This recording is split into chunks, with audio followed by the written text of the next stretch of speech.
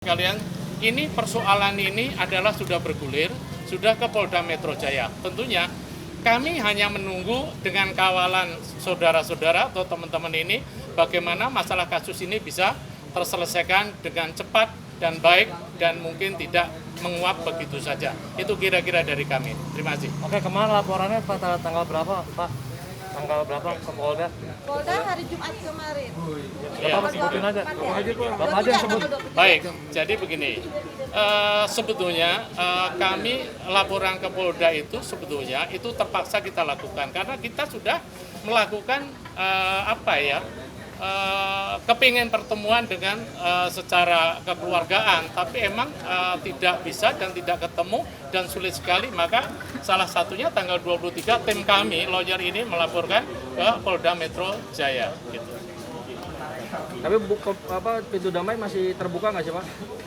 Sebetulnya kita ini orang tua ya, jadi menurut saya sih nanti itu akan kita bicarakan dengan tim kita ya, seperti apa kan begitu. Tapi intinya kita masih membuka lebar mediasi. Ya, sebelum bergulir ke pengadilan atau apapun, kita masih membuka lebar pintu mediasi untuk OI dan RAF. Jadi selain laporan ke Polda, RAF juga akan diproses di kantornya di lapas itu. Jadi dua proses yang akan dilakukan oleh RAF di Polda dan kantornya. Lapas mana mungkin, Bu? Jadi ini beliau ini sekarang ini ditempatkan sementara di namanya Dijen Pemasyarakatan Departemen Kumham yang ada di Jalan Veteran ya. Pak, ini kalau boleh tahu jumlah korban yang saat ini sudah terhitung berapa dan kerugiannya mungkin? Jadi begini, tidak mengulangin apa yang kita sampaikan. Sebetulnya kemarin pun sudah kita sampaikan bahwa yang sampai saat ini adalah 225 yang sudah memberikan kuasa kepada kita dan jumlah kerugian adalah 9 miliar,7 ya. Selama berapa bulan, Pak? Dari akhir Desember 2019. Awalnya yang kalau masyarakat umum nggak tahu awalnya ceritanya gimana sih? Baik, ya, sebentar. Jadi begini, ini semuanya berarti ada awal muawal ya, sehingga jadi seperti ini. Ini kan sudah kaitan-kaitan sudah berjalan. Tapi ini persoalan ini ada yang tahu persis adalah Ibu Tin ini, karena Ibu Tin ini adalah dulu adalah gurunya Olivia ini. Untuk itu bisa nanti Ibu ini akan menerangkan, tapi mungkin tidak semua, karena kalau diterangkan semua ini waktunya cukup lama. Mungkin yang simpel-simpel aja, yang kira-kira poin-poin saja yang akan kita sampaikan. Terima kasih. Gimana Ibu? Ya, Ibu. Turunan. Assalamualaikum warahmatullahi wabarakatuh. Waalaikumsalam. Selamat sore, salam sejahtera buat kita semua. Saya sedikit mau menceritakan kronologis awal pertamanya kejadian ini. Ya, berawal saya adalah mantan gurunya Olive semasa dia di SMA. Ya, dia kurang lebih lulus antara tahun 2009. Nah, semenjak itu saya sudah tidak pernah berhubungan lagi dengan Olive. Ya, dan di akhir kira-kira tanggal 13 November Olive tahun 2019 ya, 2019. Jadi 13 November 2019 Olive menelpon saya. Dia mencari saya di sekolah yang lama. Karena saya tidak ada di tempat, dia akhirnya minta telepon ke salah satu rekan di sana. Akhirnya dia menelpon saya. Itu awal pertama. Dia cuma say hello, kangen dan sebagainya. Kemudian dilanjut tanggal 17 November, ya Olive tersebut mencat saya. Ya, ngecat saya bahwa dia mau datang ke sekolah saya, tempat saya bertugas. Karena saya sudah pindah di sekolah tersebut ya di tahun 2019, saya bilang silakan datang gitu, tapi nggak jadi, Bu, macet. Nah, akhirnya di tanggal 28 November 2019 dia malam hari kurang lebih pukul 7:30 ya, kalau tidak salah 7:30 malam dia chat saya, Bu, saya baru pulang habis dari Singapura. Oh, lalu saya tanggapi, wah enak dong jalan-jalan. Nah, setelah itu dia menawarkan langsung, Bu, ada nggak yang mau masuk CPNS gitu kan? Nah, terus saya langsung, ya ada, saya spontan kan, nah, karena ada anak ibu, saya bilang gitu. Kebetulan anak ibu baru lulus sarjana, saya bilang gitu kan. Terus setelah itu, ya udah, Bu, saya bisa bantu. Ya, ini salah satu wujud, ya saya membantu ibu karena saya sekarang sudah sukses. Saya sekarang sudah sukses, saya ingin berbakti kepada guru, membantu. Tidak seperti murid-murid yang lain, kalau sudah sukses tidak ingat sama gurunya. Nah, dengan perkataan itulah saya ternyuh hati saya ya, otomatis sebagai seorang guru, ada seorang muridnya yang membalas budi lah dengan membantu anak saya untuk ikut CPNS tersebut. Nah, selang waktu itu dari 2019 November itu kita ada pandemi ya, ingat sekali saya itu kita di bulan Maret ada pandemi. Setelah pandemi kita COVID, setelah lockdown. Nah, setelah lockdown itu Oli menawarkan kepada saya, ya mungkin adik saya Mbak yang itu menawarkan pertama kali. Ya, ini dia. Ke depan aja belum. Ya, ya ini Ibu. Yang pertama kali dia menawarkan CPNS kepada saya. Nah, setelah itu dia menawarkan lagi, Bu, tolong ya, mumpung saya bisa bantu, karena terus terang saya sekarang sudah menjadi direktur utama di KJB Berau, batu bara, di mana di situ banyaklah pejabat-pejabat. Mumpung saya punya link, Bu, tolong ajak keluarga Ibu. Itu awalnya. Nah, tolong keluarga Ibu dulu yang diajak, gitu kan. Akhirnya saya mengikut sertakanlah keluarga saya. Saya nggak ada rasa gimana namanya sama seorang murid ya, saya ikut saja. Akhirnya saya membawa sejumlah 16 orang terdiri dari anak saya, ponakan saya, sepupu saya, dan ponakan dari suami saya. Kira-kira itu awalnya. Terima kasih. Ibu, untuk CPNS sendiri sudah diikut sertakan pelatihan kan sih Bu? Katakan kata OI ini beberapa dana sudah dikeluarkan untuk melatih pelatihan CPNS. Oh, kalau yang ini tidak ada pelatihan. Jadi begini Mbak, ya kita ini kan bukan yang ikut tes CPNS. Jadi kita jalurnya jalur pengganti, jalur prestasi pengganti. Jadi orang yang sebenarnya sudah lolos CPNS karena ada salah satu hal misalnya meninggal karena COVID, kemudian juga ada yang terindikasi karena narkoba dan sebagainya, akhirnya dikeluarkan, digantilah, misalnya kayak tambal sulam lah, kita yang akan menggantikan itu. Jadi kita tidak ada pembelajaran dan sebagainya. Memang pada saat mau pengambilan SK, ya mereka itu ada tes wawancara sekaligus pengecekan berkas, lengkap nggak nih, bebas narkoba salah satunya, sehat jasmani rohani, sama persis dengan CPNS murni persyaratannya. Itu yang tambah meyakinkan kita gitu loh, ya, tambah meyakinkan kita. Jadi itu dilaksanakan di gedung Bidakara. Mungkin kalau dia sampaikan itu biaya, salah satu mungkin biayanya buat itu, karena otomatis sewa gedung, sewa orang yang ada di sana, ruangan iya betul. Ini sangat representatif. Ini macam-macam, dimulai dari Februari, kan bertahap. Paling sehari itu sekitar antara 20 sampai 30 orang. Nah, karena kan ada tes wawancara, gitu loh. Dicek rekaman berkas, wawancara, setelah itu baru diberikan SK di situ. Yang menurut Olid itu adalah dari panitia Pansernas, panitia seleksi nasional, yang terdiri dari orang BKN dan BKD. Sedangkan saya sendiri tidak pernah masuk ke ruangan itu, karena memang yang diperkenankan masuk ke ruangan itu hanya peserta. Karena untuk masuk ke ruangan itu aja harus memberikan hasil tes PCR, bukan swab lagi PCR, yang saat itu masih mahal sekali. Ya, jadi kira-kira itu. Ibu sudah ada komunikasi dengan ibunya Oli belum, Nia dan Niati, Bu? Ya, baik. Tadi sudah disampaikan oleh kuasa hukum saya Pak Haji bahwa kita tidak ujuk-ujuk langsung lapor, semua by proses. Kita juga pengennya jalan ke keluarga, karena saya pribadi saya kenal baik juga dengan Bu Nia. Perlu teman-teman ketahui ya. Nah, sebelumnya saya terus komunikasi dengan Oli. Awalnya masih bisa komunikasi. Saya minta ayo, saya membahasakan dia, Neng ya, ayo Neng kita duduk bareng. Apa permasalahannya? Kenapa kok ini tersendat-sendat sampai saat ini belum ada realisasi CPNS?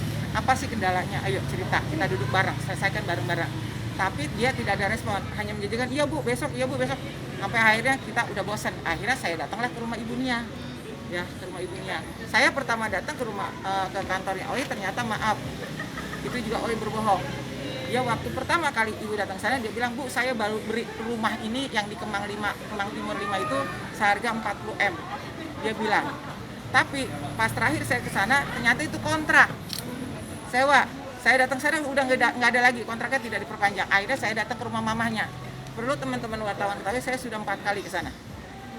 Pertama kali datang tidak dibukain pintu.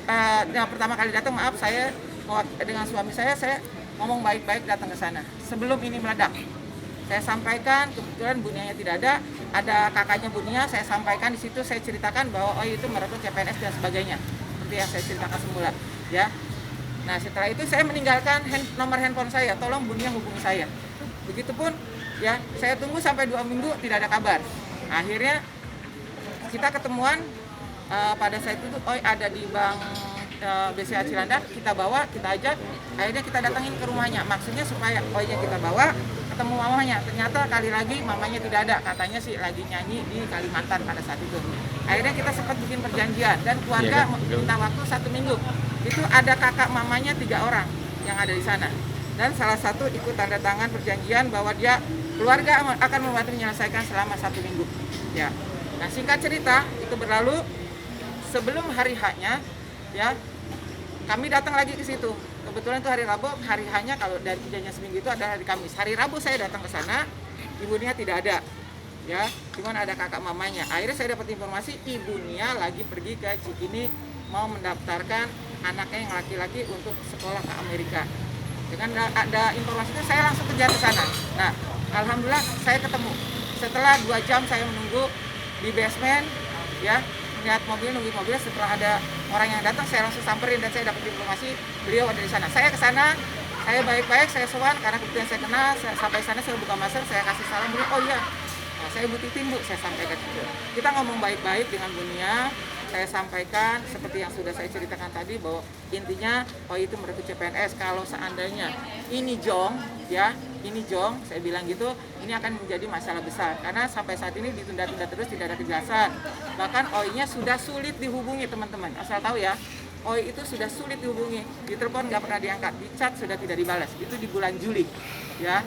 Saya ketemu Bunia kurang lebih tanggal 12 Juli kalau tidak salah, 12 atau 13 gitu ya.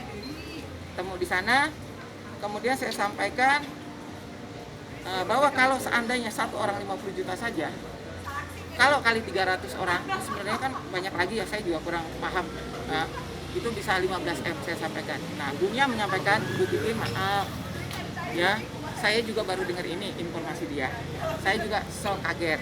Nah, terus dia sampaikan lagi, sekarang OI kan sudah menikah, bukan menjadi tanggung jawab orang tuanya lagi. Biar OI menyelesaikan masalahnya. Saya sampaikan, Ibu, saya tidak minta pertanggungjawaban Ibu, saya hanya minta Ibu menjembatani kami karena Ibu sebagai orang tuanya. Karena kami terus terang sudah menempuh jalan buntu, Bu. Ditelepon gak dibalas, di chat tidak dibaca dan sebagainya. Jadi saya minta Ibu bahwa OI itu mau janjian ketemu dengan kami besok di rumah Ibu jam 7 malam di Kalibata Indah, Jalan Manggis, Blok B27. Janjinya besok dia akan melunasi uang yang memang pada saat itu CPNS yang sudah mundur, ya. Tapi setelah saya datangi ke sana, ya sungguh sangat kecewa saya. Rumahnya digembok dari dalam, di situ ada 3 orang yang menjaga. Ya, mungkin saya tidak sebutkan lagi, ada 3 orang menjaga. Saya coba masuk, tidak bisa diizinkan. Saya sampaikan, saya diundang loh datang ke sini. Bahkan saya sudah sowan, saya sudah sampaikan ke Bunia juga untuk menjadi saksi pada saat kita datang ke sana. Kita sempat yang ngobrol-ngobrol panjang, saya ceritakan gitu. Akhirnya saya diberi nomor telepon pengacaranya Ibu Nia, Pak Erles, ya. Nah, akhirnya saya bicara dengan Pak Erles, saya telepon, saya sampaikan maksud dan tujuan kami datang sini seperti yang saya udah uraikan ke Bu Nia pada saat itu, ya. Jadi saya sampaikan, dia berjanji, ya Bu, nanti saya akan coba tanyakan ke OI dulu, kita akan bantu mediasi. Tapi saya tunggu, tidak ada, saya chat juga tidak ada, karena OI pernah menjanjikan, Bu, nanti kita duduk bareng kalau om saya sudah datang. Maksudnya pengacara itu sudah datang, tetapi nyatanya tidak ada juga sampai sekarang. Gitu, akhirnya ya terus terang kami udah lelah. Dari bulan Juni, Juli, Agustus jalan untuk mencari OI untuk supaya damai gitu ya, kekeluargaan. Tidak ada hasilnya, akhirnya kami menyerahkan kepada tim pengacara kami ini untuk menyelesaikan ini. Itu saja mungkin keterangan dari saya, terima kasih. Bu, nominal Ibu yang Saat itu mendaftarkan ke CPNS anaknya berapa, Bu? Kalau yang keluarga saya, oh iya. Iya. nominalnya berapa? Keluarga saya itu ada yang 25 juta, ada yang 30. Itu berapa orang? Ada 16. Ada perjanjian khusus nggak, Bu, saat itu? Ada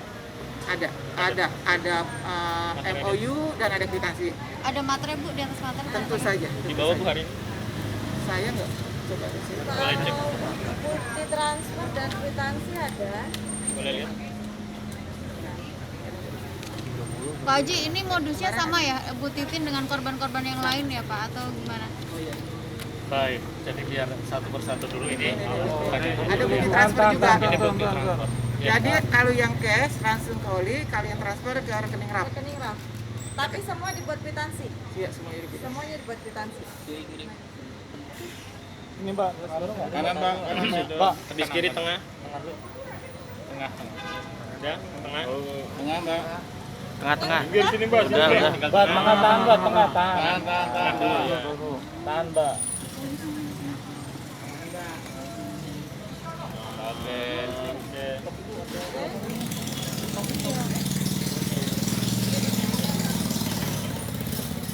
Jadi Bu Tin, total keluarga berapa? Saya ingat. 16 orang. Enggak, itunya total jumlah sekitar. Nah, yang 25 kurang lebih 3 orang, sisanya 30. Kalau jadi 13 dikali 30 berapa ya? Yang 3-nya lagi 25. Ibu, ini kan masuk ke intinya masuk ke jalur PNS melalui jalur tidak resmi gitu ya bisa dibilang. Kalau pihak sana nanti melaporkan balik dengan tuduhan suap itu gimana? Sebenarnya kami tidak suap, ya. Itu kan judulnya penitipan. Itu Silakan. perjanjiannya itu hanya uang jasa. Uang jasa betul. Uang adila istilahnya. Jadi bukan untuk uang masuk BKR, Ada. jadi uang jasa. Apabila tidak diterima, itu dikembalikan 100%. Jadi bukan untuk kayak kan kalau PNS ada jalurnya. Sedangkan akhir bulan Desember 2019 itu kan belum ada pembukaan CPNS. Jadi memang dibuka OI menawarkan ke ibu untuk menggantikan Menggantikan orang-orang yang di PHK, orang yang meninggal. Enggak karena Covid. Jadi intinya Bukan tes sebenarnya reguler bukan gitu. uang untuk penyogok, tapi uang jasa untuk OI karena sudah memasukkan mereka ke PNS. Artinya bisa dibilang Olive sama sekali ya. Kenyataannya tidak sampai saat ini. Nah Ibu, awalnya kenapa percaya nih? Maksudnya gitu. ya Ibu kenapa bisa percaya dan akhirnya mempercayai Olive untuk mendaftarkan? Gini, hubungan saya waktu di SMA amat baik, tidak ada masalah. Ya kan? Karena itu kedekatan guru dengan murid lah. Masa sih ada di pikiran kita murid mau nipu kita? Nggak mungkin lah.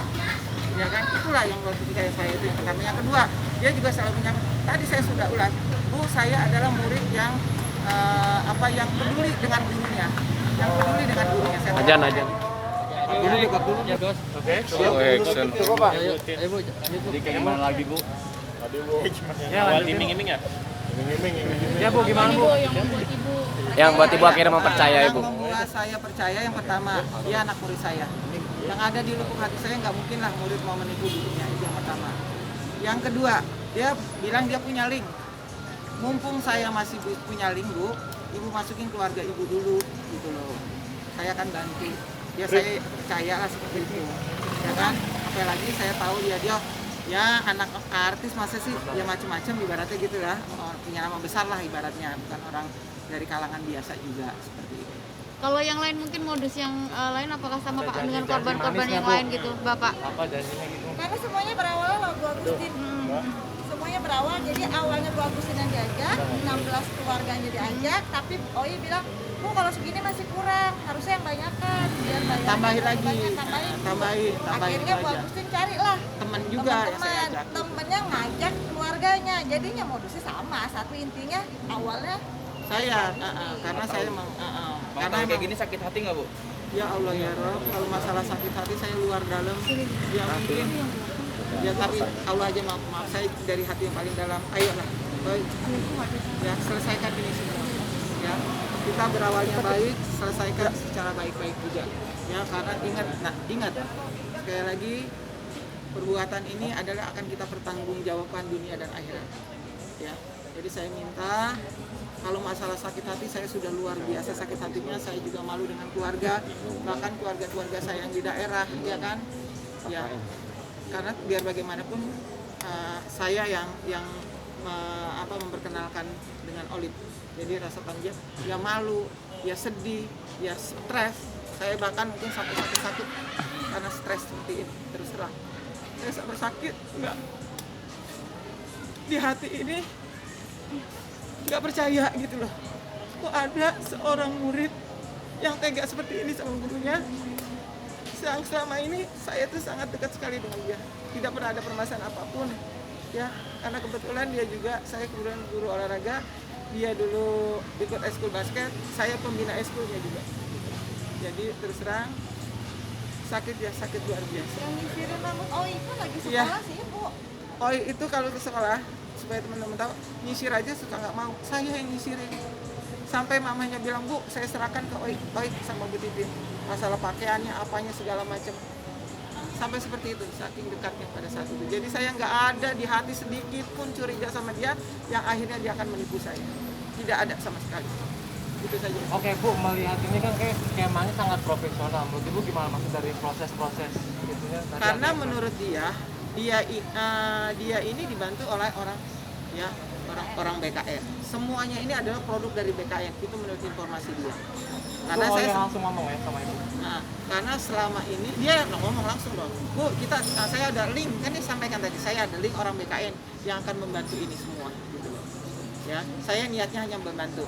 Saya cuma, saya tidak mengambil satu rupiah pun dari teman-teman ini, kata dia gitu kan. Bahkan dia ngomong pada teman-teman yang pada saat itu ada di rumah Olivia mendaftar, dia bilang, ingat ya, nanti kalau kamu sudah gajian, gaji pertama kamu traktir saya makan, mau di warteg juga boleh. Seperti itu. Jadi seolah-olah kita yakin sekali gitu. Ya betul, janji-janji manis seperti itu. Terus ada kabar terakhir kita dengar katanya uang itu diserahkan, ditumpuk dulu ke Bu Agustin. Itu nggak pernah benar. Nggak. Karena semua uang langsung ditransfer ke RAF atau diserahkan cash ke OI. Jadi iya. tidak pernah ada penumpukan di Bu Agustin terlebih dahulu. Jadi enggak. semua langsung ditransfer ke RAF, rekening RAF. Kalau untuk rekening ke RAF, tapi kalau transfer langsung, kalau cash langsung ke OI. Ya, itu diserahkan langsung di rumah Olive. Ya, jadi peserta menyerahkan berkas itu ada yang bentuk ini ya, kayak fotokopian gini, ada juga yang bentuk PDF langsung dikirimkan ke Olive dengan alasan akan di screening di BKN. Ya, kalau yang fotokopian segala ijazah pokoknya lengkap deh seperti teman-teman kalau ngamal CPNS murid. Ya, jadi kami pun tidak ada curiga sama sekali. Sampai tes narkoba, sehat jasmani rohani, itu kan luar biasa, itu makan biaya semua itu, ya. Jadi semua, terus setelah diperiksa, duitnya diletakkan di meja, langsung tanda tangan Olive, bla bla bla segala macam. Ingat di MOU-nya itu tidak ada paksaan dari siapapun. Jadi pihak pertama dari Olive, pihak kedua adalah orang menyertakan. Nah, saya saat itu hanya sebagai saksi saja. Uang langsung di Olive. Dan bahkan dia kadang-kadang saya pun belum pulang dari rumah dia karena saya izin sholat dulu, dia langsung pergi, Bu, saya harus segera bawa berkas ini, bawa uang ini langsung harus diserahkan ke BKN, selalu begitu. Jadi begitu dapat uang dia bawa, seperti itu. Oke Bu, ada pesan nggak untuk ini kalau bisa nonton? Ibu mau ngomong apa nih sama Ibu? Ya, nah di kesempatan yang berbahagia ini ya saya mungkin ada harapan kepada Olive dan keluarga besarnya ya. Kami pun masih membuka lebar untuk kita jalur mediasi dan kekeluargaan. Saya hanya minta tolong kembalikan uang saudara kami, teman-teman kami, semua sahabat-sahabat kami yang ada di 225 orang tersebut. Karena terus terang uang itu adalah jerih payah.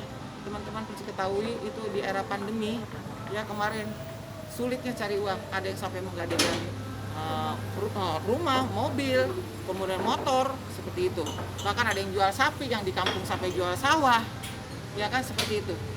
Jadi mohon saya minta sekali lagi tolong dikembalikan uang kita semua, agar semua kita sekali lagi awalnya baik dan terakhirnya juga baik, itu saja. Terakhir dari saya Pak. Baik. Ya. Ada indikasi nggak sih Pak ada